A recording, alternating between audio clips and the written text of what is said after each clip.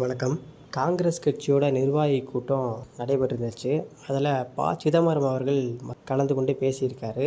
அதாவது மக்களவைத் தேர்தலில் நாம் தமிழர் கட்சிக்கு அதிகமான வாக்குகள் கிடைத்திருப்பதால் அந்த கட்சியிடம் எச்சரிக்கையாக இருக்க வேண்டும் அப்படின்னு அவரோட பயத்தை வெளிப்படுத்தியிருக்காரு.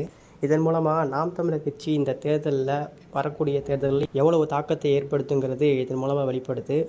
நடந்து முடிந்த நாடாளுமன்ற தேர்தலில் நாம் தமிழர் கட்சி 8.2% வாக்குகளை பெற்றிருந்துச்சு.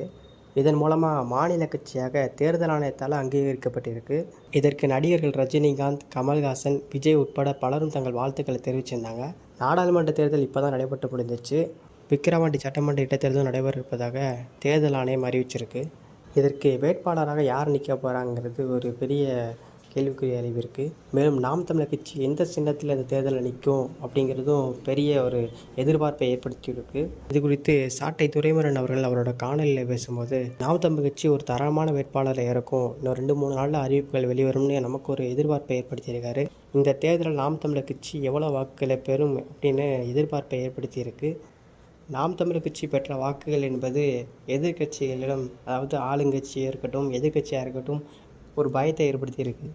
எல்லாருமே நினச்சாங்க நாம் தமிழர் கட்சி இந்த தேர்தலுக்கு அப்புறம் இருக்காது அப்படின்னு பலரும் பேசியிருந்தாங்க. தங்களது பலத்தை நிரூபிச்சிருக்கு. அடுத்த காணொலியில் சந்திக்கலாம். நன்றி.